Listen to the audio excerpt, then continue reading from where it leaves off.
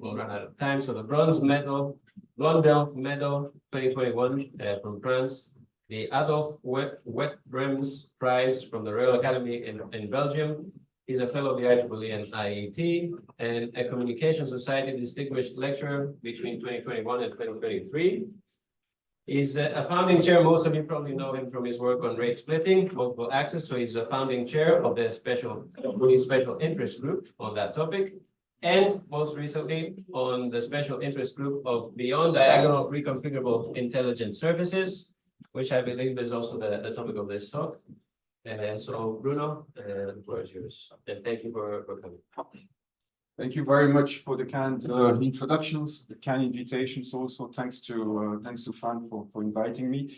So yeah, different topics, intelligent surfaces, and you would see actually most of the talk will not be about sensing or ISAC, but since it's a very emerging areas, actually there's a lot of things that can be done also in ISAC. So I will touch upon this very briefly at the end.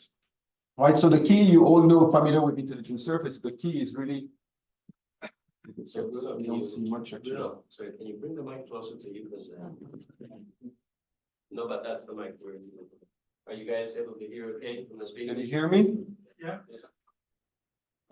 So the key is really this beyond diagonal, and we'll try to understand a little bit what it is. So you're all familiar with intelligent surfaces, so called RIS or IRS. Essentially, you have a transmitter, receiver, you have actually a large number of passive elements that are reconfigurable.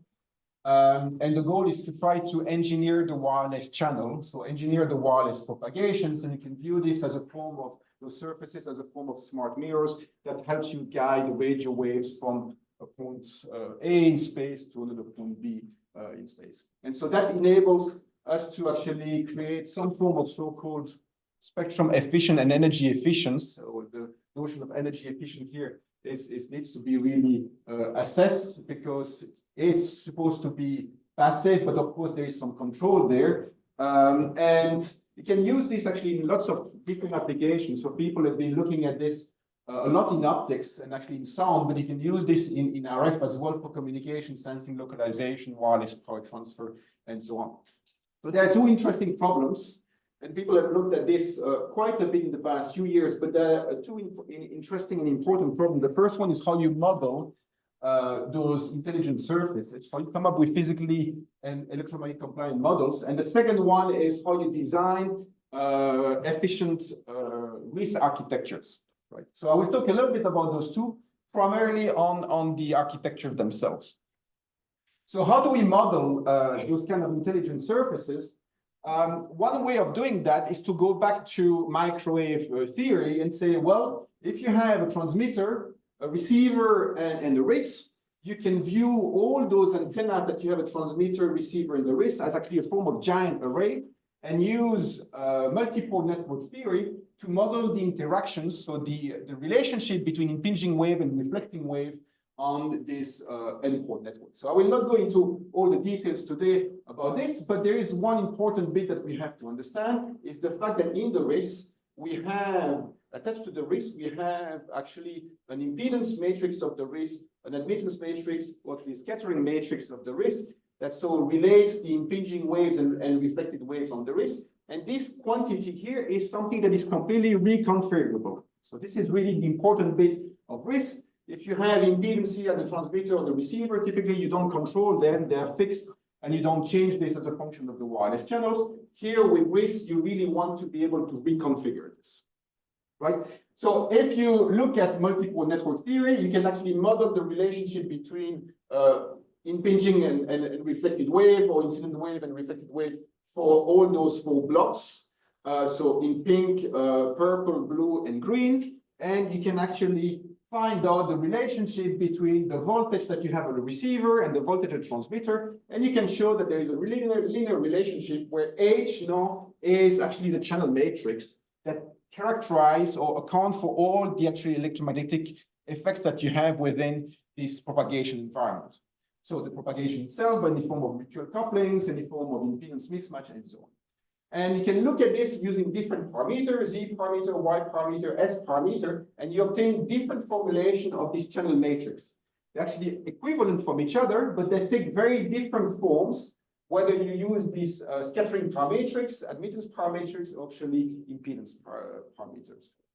Now, if you make some assumptions, and you say that you have perfect matching and no mutual couplings, then the expression of H changes, and now you really see the effect of the risk on the channel matrix H.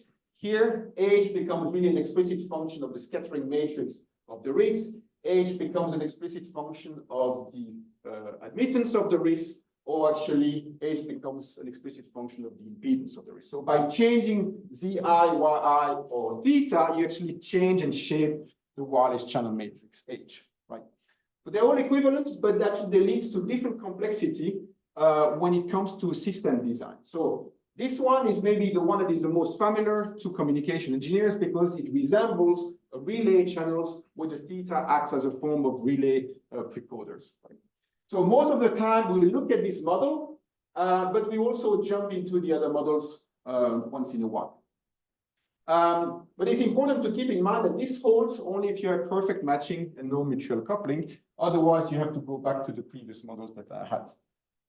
Right, so if you change a little bit the notation and you say now my S becomes H, so we have this classical system model that we have in communication. We have HRT, so my direct channels between the transmitter and receiver. And then we have those three terms, the channels between the transmitter and the risk. I have the scattering matrix of the risk, theta, and then the channels between the risk and the receiver. And the question that arises here is how do we actually design those theta? And so correspondingly, how do we design the circuits of these intelligent surfaces? Right, so the one you're familiar with, because there's been extensive work on this, is this conventional RISC architectures, also called diagonal RISC. And so the way it works here is that you have multiple elements in this surface, and each element is connected to an impedance or load. This is what you have here with the Z1, Z2. And so by controlling this load, essentially you control the amount of energy that is reflected by each element, and you actually can shape those loads as a function of the channels. Importantly, you see that all those elements are disconnected from each other. So that means that mathematically, the scattering matrix of this kind of architecture will be diagonal. This is the reason why we actually sometimes call it diagonal RISC, is because the scattering matrix of this architecture is diagonal. So the wave is impinging on port 1 and will be reflected by port 1. Now, what we want to look at is, and this is where we call it beyond diagonal RISC, is these naive questions of what happens if we now start connecting elements to each other. So you have multiple ports or multiple elements, and now you say, well, what if I actually start connecting them with also reconfigured impedances?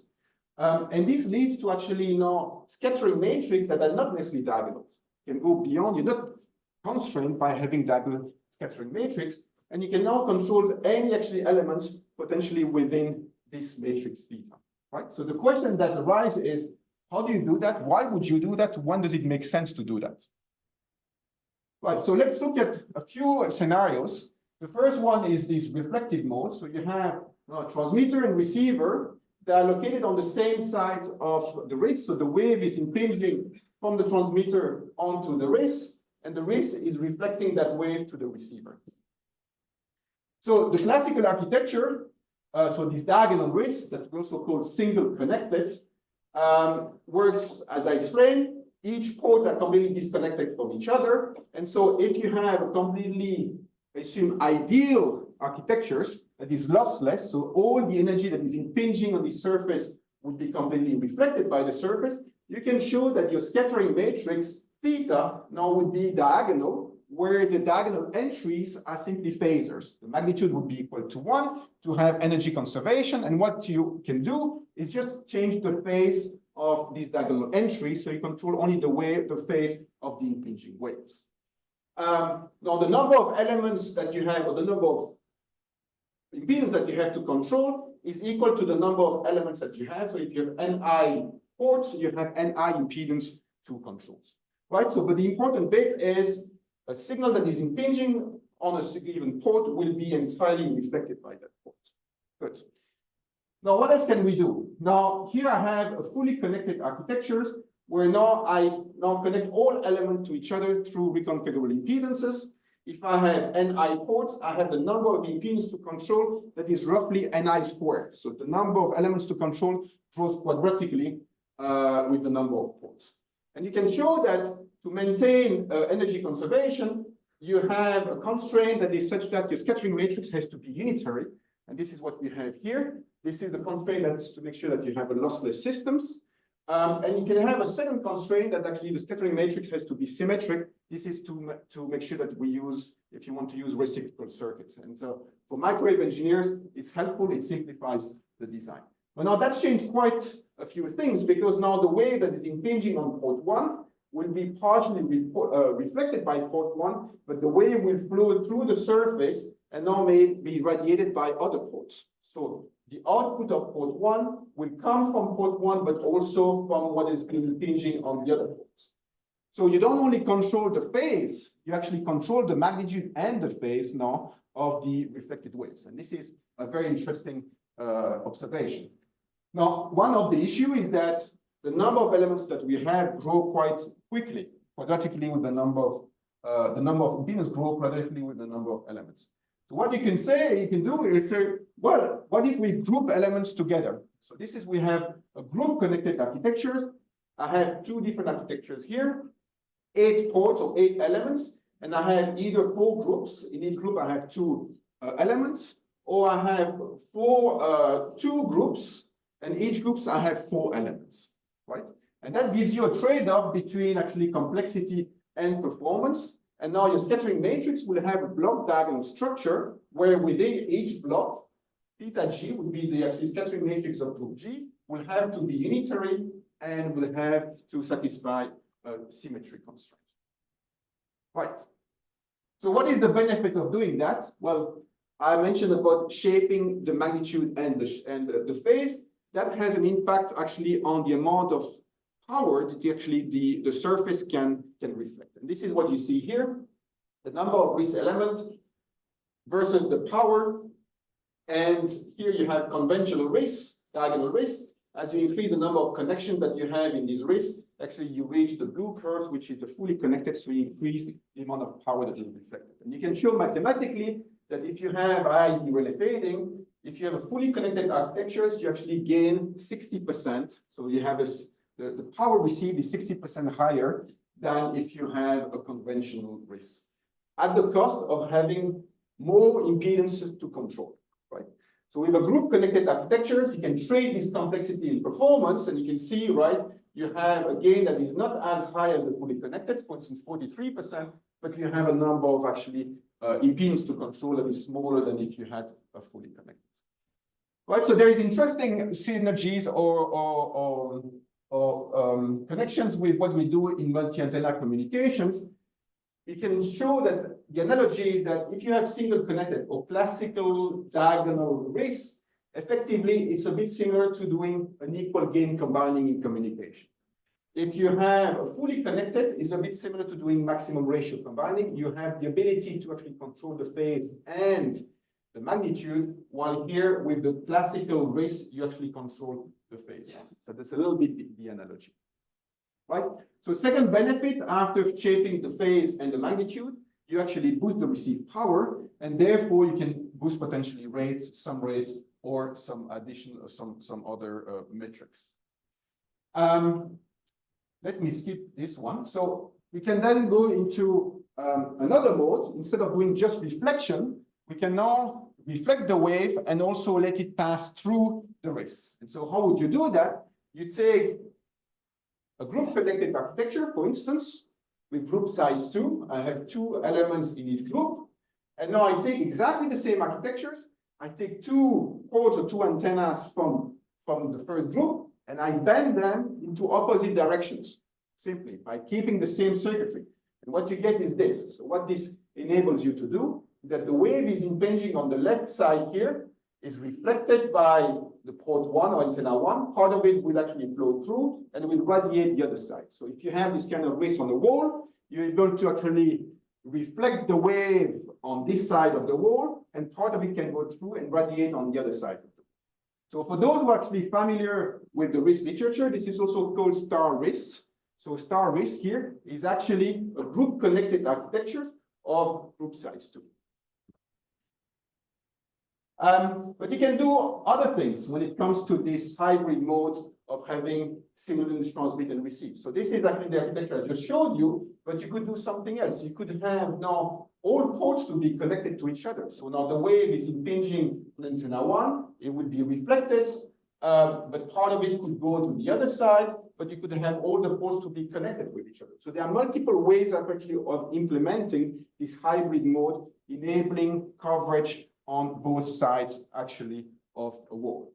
So a third benefit of BDRIS is to enable this efficient and flexible way of actually transmit and reflect the waves. And the star RIS is actually a particular instance of BDRIS architectures that is illustrated there, but there are actually different ways of actually implementing this that would lead to different performance because the number of connections that you have in the circuitry actually is different.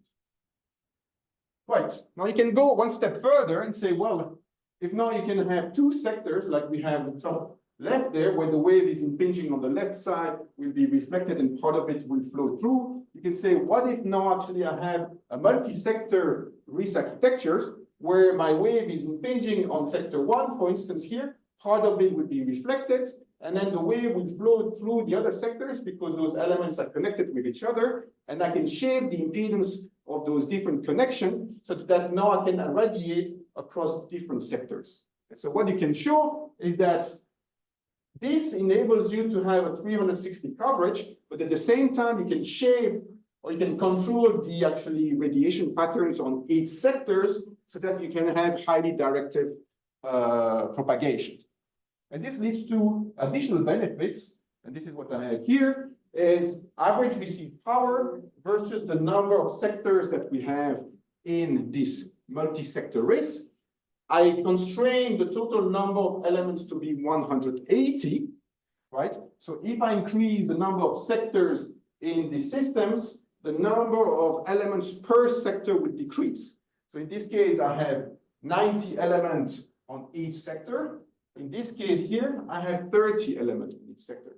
But nevertheless, if you look at the black curves, you have an increase of the received power as you increase the number of sectors.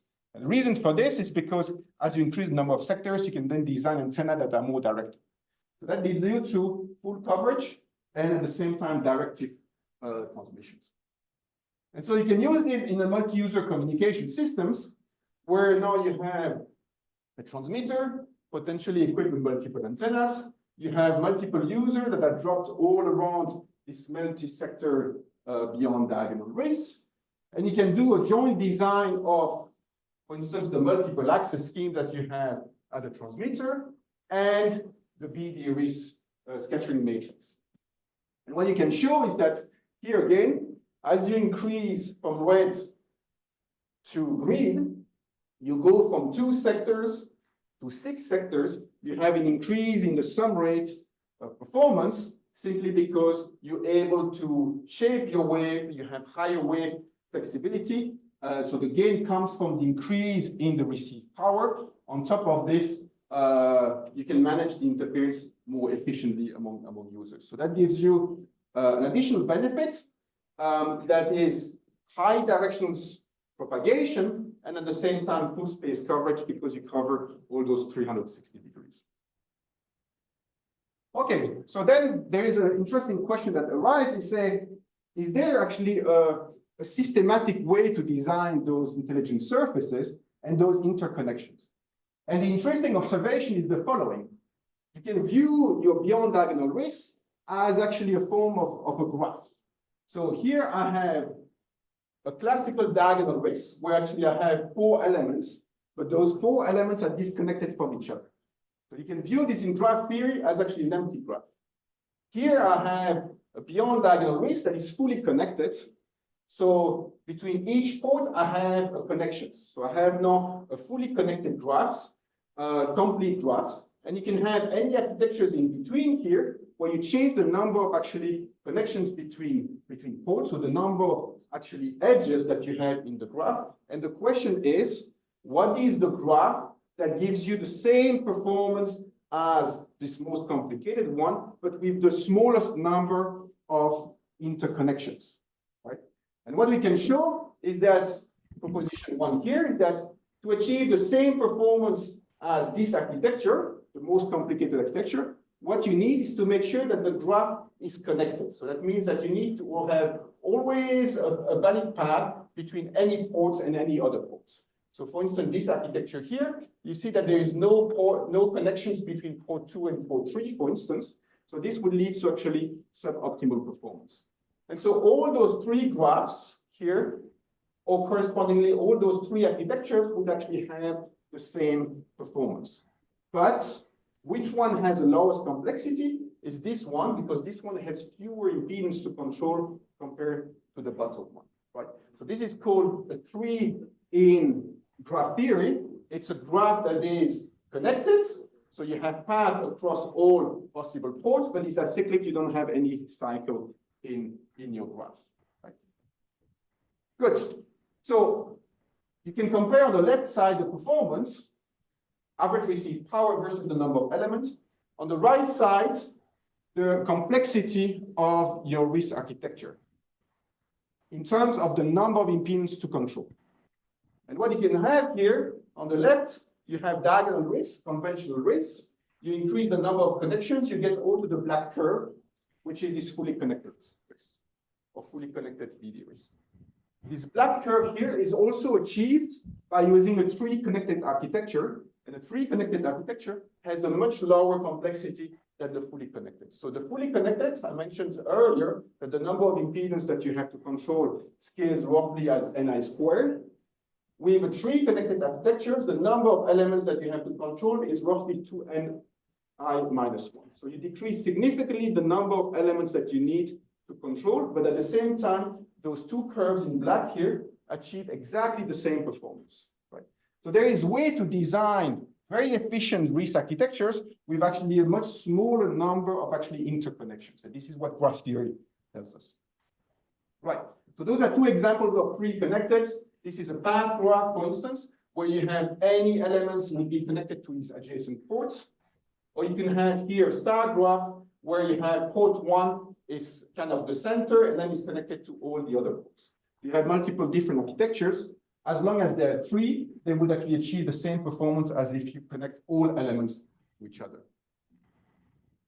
Right, so now you can ask the questions, okay, what is the fundamental trade-off between complexity and performance?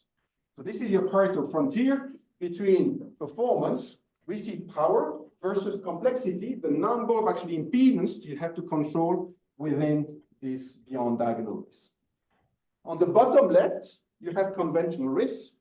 Lowest complexity, we have here 64 elements in our RISC.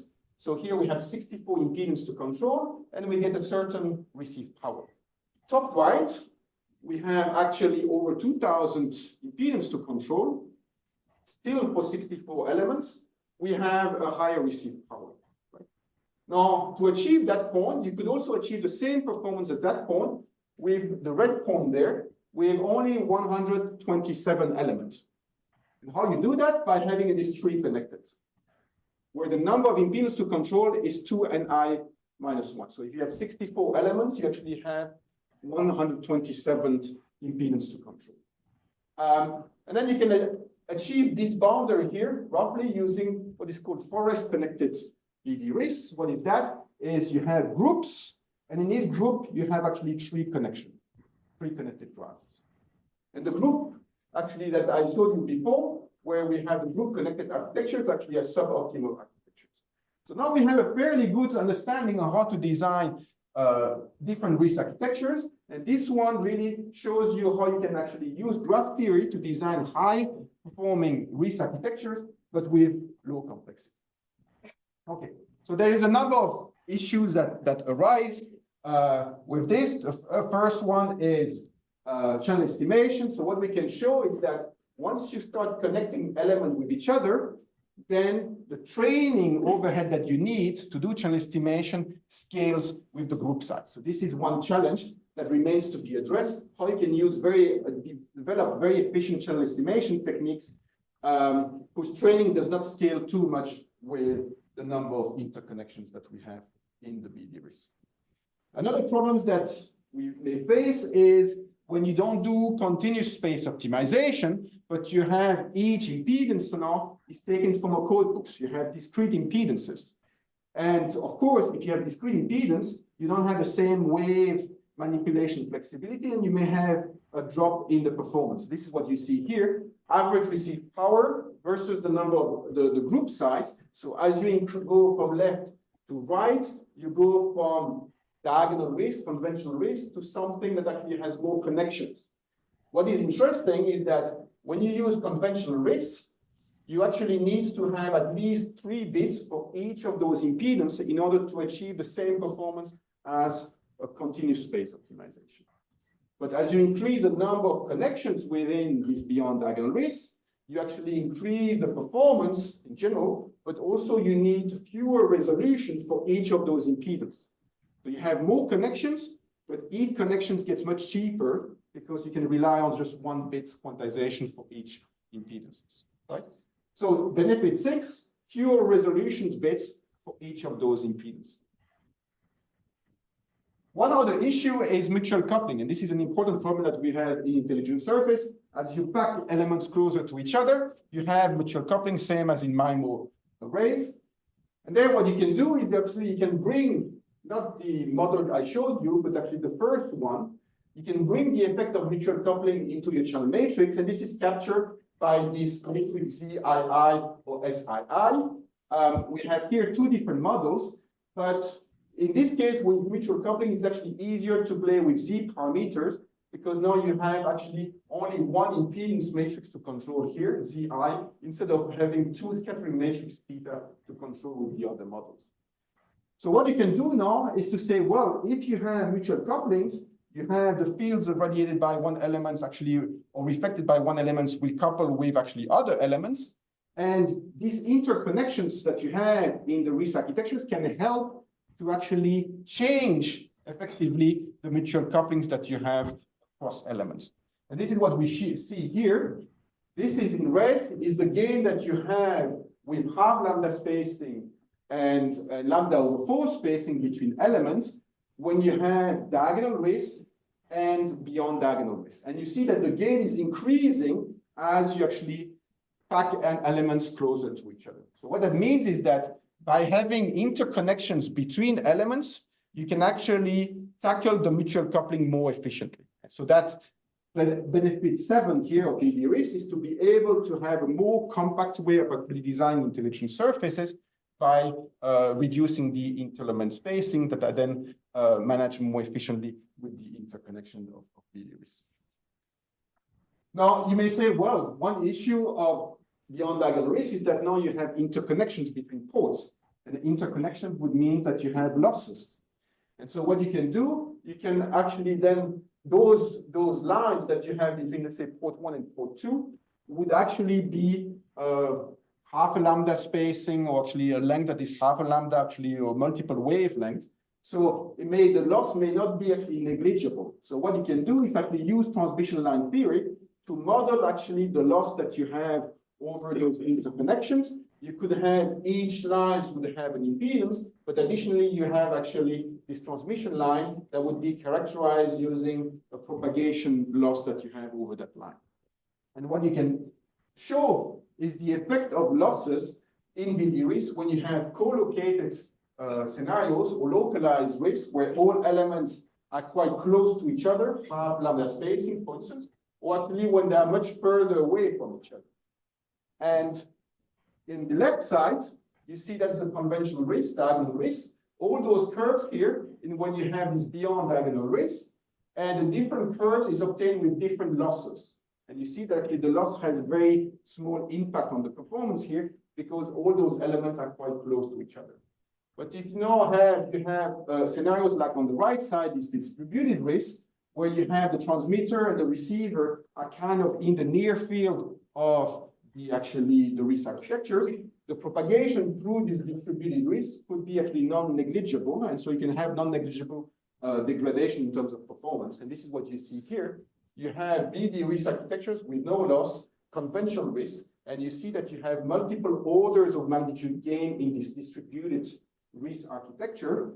And if you capture the effect of the losses, you have a degradation in the performance, but nevertheless, you still maintain very significant orders of magnitude gain over conventional risk, thanks to this interconnection. So the waves will actually be partially traveling over the air, but also partially traveling through the interconnections. Right. So I will not go into all aspects, but you can also look at, so far, it's actually for narrowband. You can also look at the effect of wideband. So when you have wideband systems, now you can look at each of those impedance would actually have a frequency selective behavior. And you need to capture this frequency selective behavior if you want to do a proper design and optimization of your risk. So what you can show is that the admittance, so actually the imaginary part of the admittance actually has a linear relationship with respect to the frequency. So you can model this linear relationship, and now you can, by capturing this modeling, you can actually design and optimize your impedances while taking into account the frequency selectivity of the impedance with respect to the frequency. Right, and what you can show is that this gives you, the interconnection gives you additional benefit when you have wideband systems, that the gain is increasing when you really model the wideband effect of the frequency selectivities of those impedances. Right, so this is important if you have, I don't know, more WebDM wideband application of BDRs. Now, so far was really the focus one actually on smart radio environments. Now you can use those BDRs architectures also for new scenarios, and one of them is called stacked intelligent meta surface, and I think I guess Marco will talk about this later on today. But the idea is not to shade the wireless or the radio propagation, is to say, well, what if you have a transmitter, you have a receiver, but now you actually bring very close to your transmitter multiple layers of those intelligent surfaces, such that those multiple layers could actually increase the beamforming gain of your transmit array, so act as a form of a lens, if you like, but also potentially do some form of additional processing. And then the question that lies here is, how do you actually design those different layers of intelligent surface that you stack on top of each other? And so what you can show here is that your channel now is actually a form of a channel H1, which is the channel between the transmitter and the first layer. Then you have the theta1 is the scattering matrix of the first layer. Then you have H2 is again the channels between the first layer and the second layer, and so on. And what you can show is that if you use beyond diagonal risks, in terms of beamforming gain, one layer of beyond diagonal risks would achieve the optimal performance. And so you don't actually need to have multiple layers of stacked intelligent surfaces in terms of beamforming gain. And this is what you see here. You have a normalized channel gain. This is achieved by one layer of beyond diagonal risk. This is achieved by having multiple layers of conventional risk. And this comes with the additional benefit that the number of impedance to control is also relatively low. This is actually what you need with one layer of beyond diagonal risk. And this is what you would need with multiple layers of conventional risk that you would use and stack on top of each other. So this can have these interconnections could have additional benefits, is actually you don't need to have those multiple layers. You can actually rely on one BD-RIS architecture. This is for beamforming. Now, when it comes to do additional speed computation or processing, we don't know. But this is something that is also interesting. Right. And maybe last example of where you could use beyond diagonal risk. And again, this is actually an ongoing work, so it's still something that we have not submitted, is what is the benefit of beyond diagonal risk in the context of sensing, for instance. So here I mentioned about this multi-sector risk before. How can you use this for sensing? You could have in your sectors, you could have actually the blue elements would be used as really reflective elements. The green one would be sensor elements. And the question that arises, what's the role of the number of sectors that we have on the sensing performance? And I showed you earlier that if you have communication, as you increase the number of sectors from 2 to 6, the performance actually is increasing because you have more full space and highly directional propagation. Actually, this also helps in the context of sensing. So here you have the MSE of angle estimation when you have 2 sectors, 3 sectors, 4 sectors.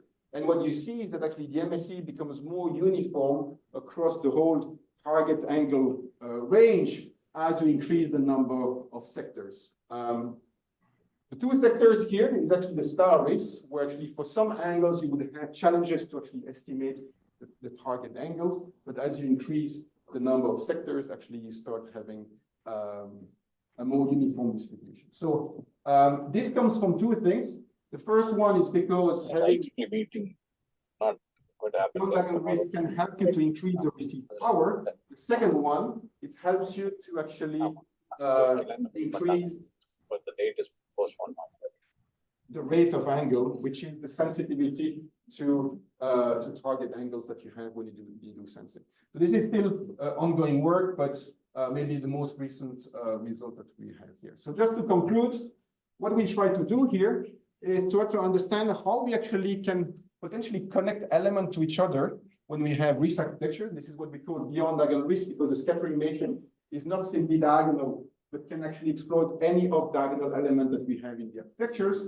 And what we have seen so far is first is generalized conventional risk architectures or star race. It enables you to control phase and magnitude of the impinging waves. It boosts receive power and sum rate. It enables you to have hybrid modes where you actually reflect the waves and you let it pass through. You can have multiple sector coverage also with this hexagonal race, for example, multi-sector race.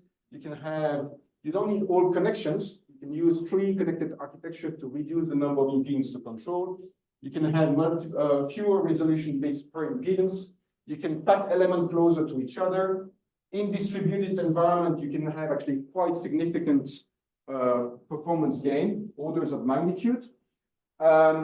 We looked at wideband effect. You can use this as an enabler for sort of stacked intelligent meta surfaces, and potentially can be used also for sensing. So actually, I'm aware that in the past 2-3 weeks, there have been actually 3 or 4 papers appearing on an archive on BD for ISAC also that I haven't had the chance to look at. But there are also challenges. The losses are very important because you have more impedance to control. The channel estimation overhead and accuracy actually remains a major challenge as well. Right, so if you're interested, there's a lot of future works that can be looked at on the modeling, on the optimization, on the use case, on the prototyping experiments. And also we have a special interest group in ComSoc looking at this with familiar faces: Ross Mersch from HKUST, Arman from Interdigital, Alain's colleague, Marco at the back of the room, Edward and Matteo is also here somewhere. Right, so if you are interested, we have webinars, and I think Mohammed Raja for Southampton is scheduled to talk shortly. And we have a few references I invite you to look at also on our website, where you have extensive. We try to collect as much as possible all the references that I have now appeared in recently. And if you have any questions, yeah, please feel free to contact me or ask. Okay.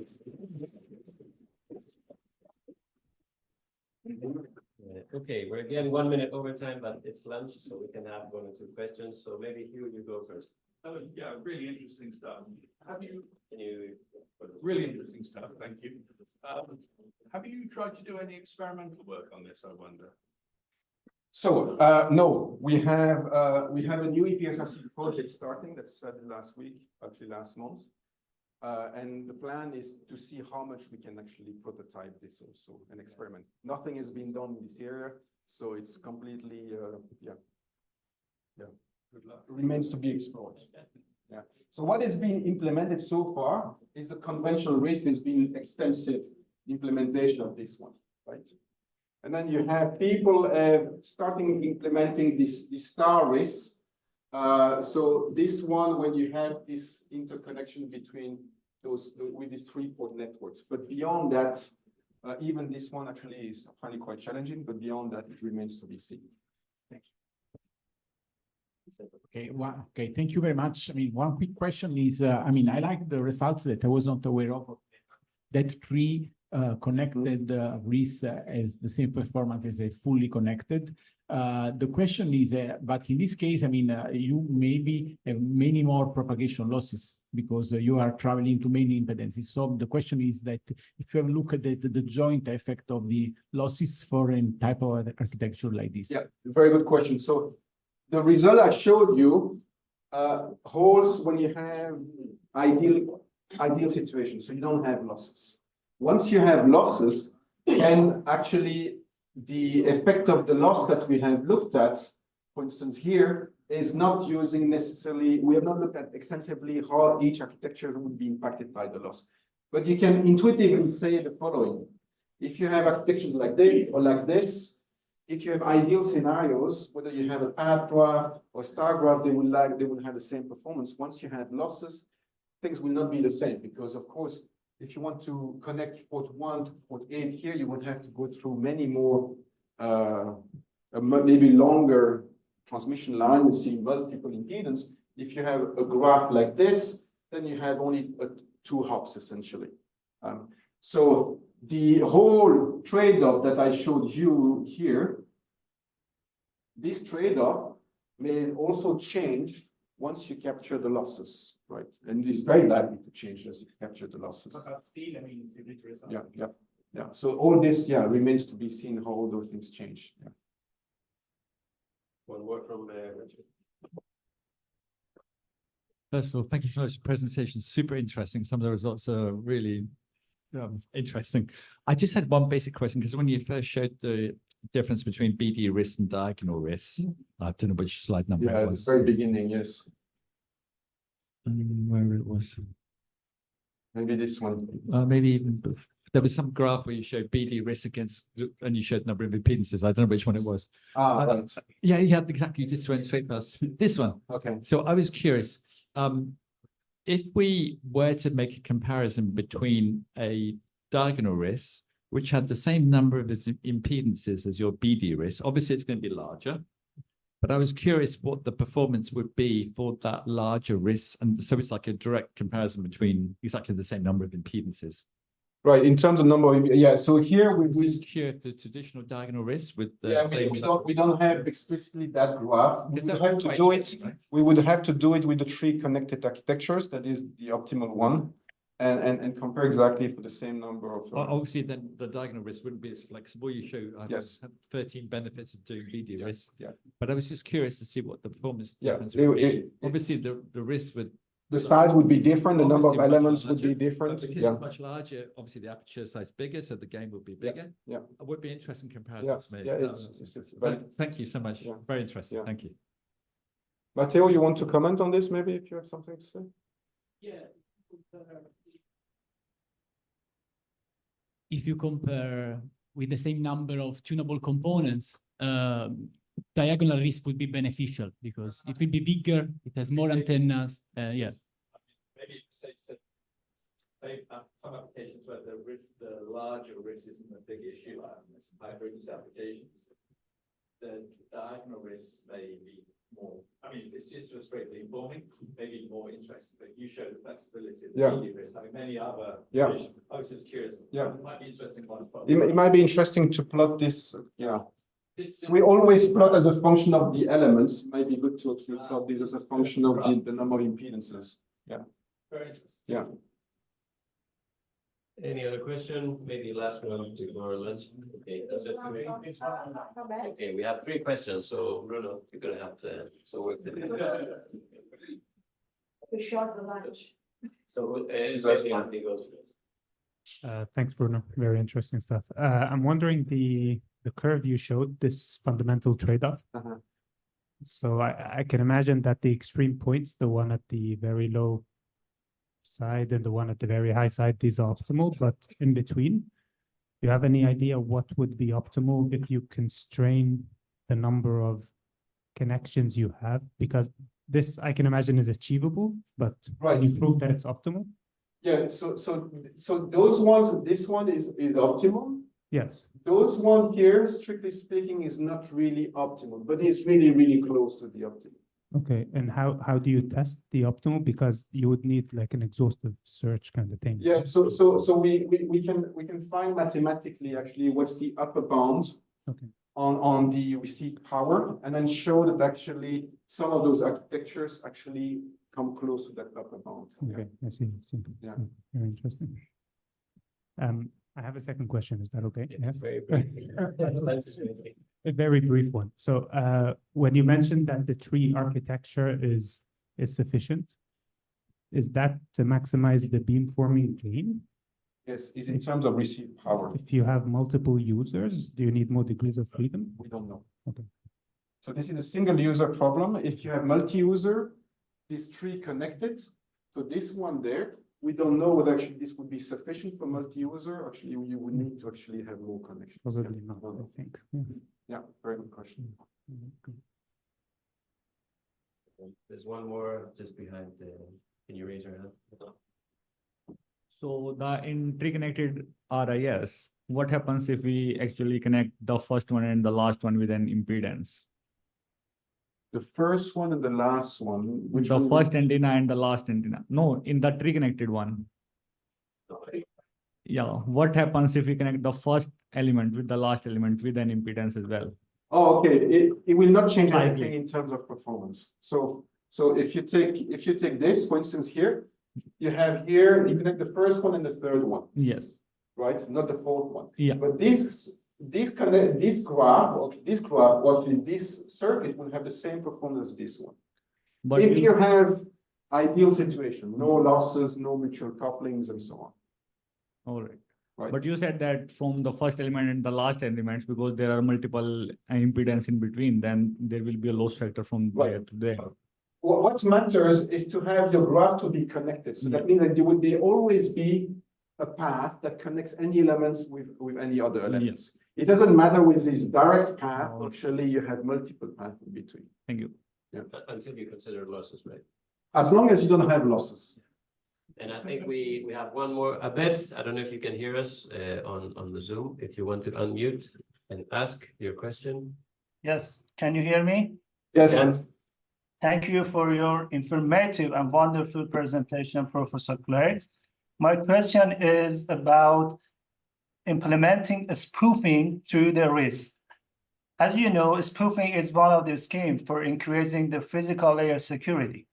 As far as I know, frequency modulating RIS has been implemented in the literature, but there is no technical reports on the challenges of frequency modulating RIS.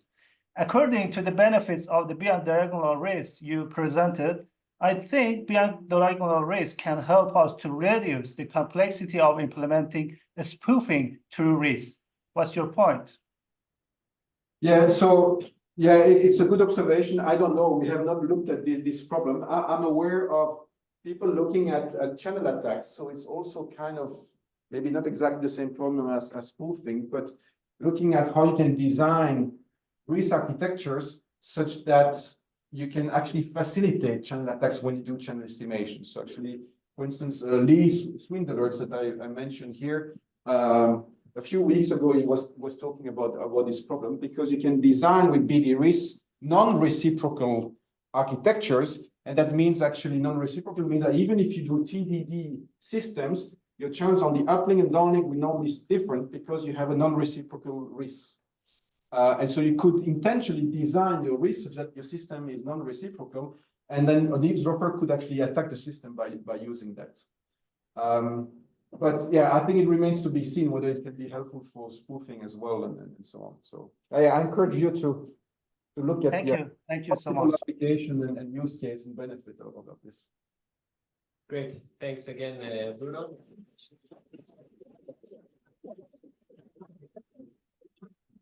So next is lunch. So we'll take, what is it? 48 minutes for lunch.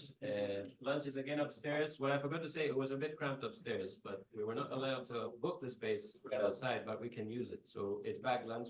Feel free to take your bag and use it. There are a few benches around. So we'll be back in 48 minutes.